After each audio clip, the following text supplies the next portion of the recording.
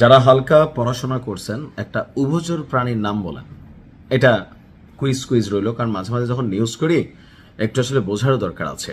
তবে এই প্রাণীটা আপনার আশেপাশে বসবাস করে, এমনকি পরিবেশের জন্য খুবই গুরুত্বপূর্ণ একটা প্রাণী। পাশাপাশি এটা আপনার পরিবেশের ভারসাম্য রক্ষায় বিশেষ ভূমিকা পালন করে। কি সেই উভচর প্রাণী? বিশেষ করে বর্ষাকালে একটু বেশি দেখা যায়। বিদেশে বিশেষ করে চীন, জাপান, কোরিয়া বা এই অঞ্চলে যারা বসবাস করেন তারা আবার এটা ফ্রাই ট্রাই করে কিন্তু খুব মজা করে খান। বাংলাদেশেও অনেকে হয়তো খান।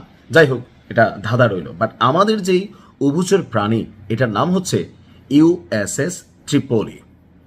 ইউএসএস মানে মার্কিন যুক্তরাষ্ট্রের যেই স্পেশাল কিছু ভেহিকল আছে, মানে ওয়ার ভেহিকল, যুদ্ধের যে ভেহিকল বা কি বলা হয় যে যন্ত্র না, মানে যানবাহন। তো আমেরিকা এমন কিছু যানবাহন তৈরি করেছে যেগুলো আমরা হলিউডের ছবিতে দেখি, যে এই পানির মধ্যে ভাসে, এই মনে করেন ডাঙার মধ্যে উঠে যায়, অ্যাজ এ বিভিন্ন ধরনের ভূমিকা একটা মেশিন থেকে হয়। ঠিক তেমনই এক উভচর যুদ্ধ জাহাজ নিয়ে ইরানের উদ্দেশ্যে রওনা হয়েছে প্রায় ২৫০০ মার্কিন সেনা। আপনি বুঝতেই পারছেন এই সেনা যারা আছে, অফকোর্স তারা কোনো সাধারণ সেনা নয়।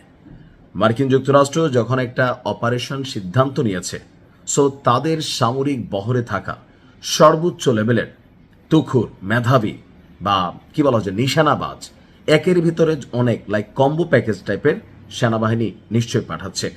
দর্শক, এই মুহূর্তে আপনারা জানেন যে ইরানের বিরুদ্ধে একটা বড় ধরনের অভিযান শুরু করবে মার্কিন যুক্তরাষ্ট্র। গতকালকে নিউজটা দিয়েছিলাম। তো এর পরবর্তীতে আজকের দিনের আপডেট নিউজ হচ্ছে যে ইরানের উদ্দেশ্যে একটি স্থল অভিযান পরিচালনা করার জন্য সিদ্ধান্ত নেওয়া হয়েছে।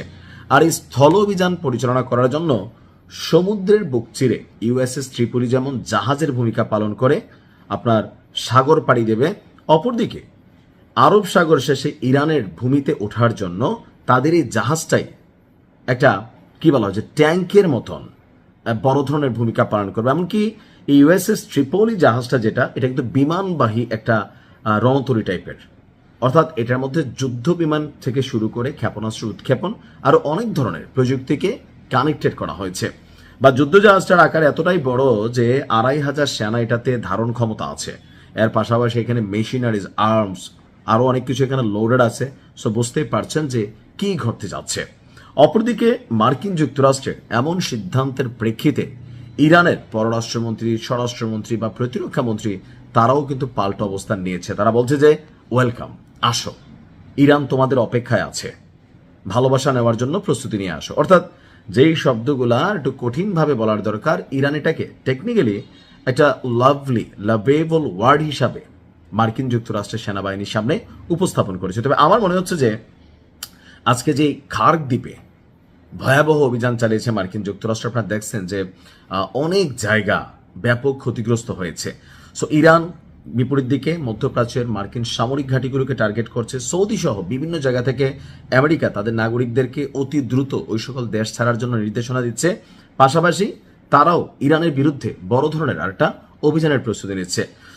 আপনার পিট হেগসেথ, মার্কিন যুক্তরাষ্ট্রের যিনি প্রতিরক্ষা মন্ত্রী, তিনি গতকালকে ঘোষণা দিয়েছেন যে এমন ঘটনা ঘটানো হবে যেটা সম্পর্কে ইরান কল্পনাও করেনি। আর এ যাবৎকালীন যতগুলো ঘটনা ঘটছে সবচেয়ে বড় প্রতিশোধমূলক, ইভেন টার্গেটেড কিছু এরিয়াকে ধরা হবে, ৬০০০ স্থাপনা। সো খুবই বড় ধরনের একটা যুদ্ধ বাঁধতে যাচ্ছে। আল্লাহ ইরানকে হেফাজত করুক। ভালো থাকুন। আসসালামু আলাইকুম।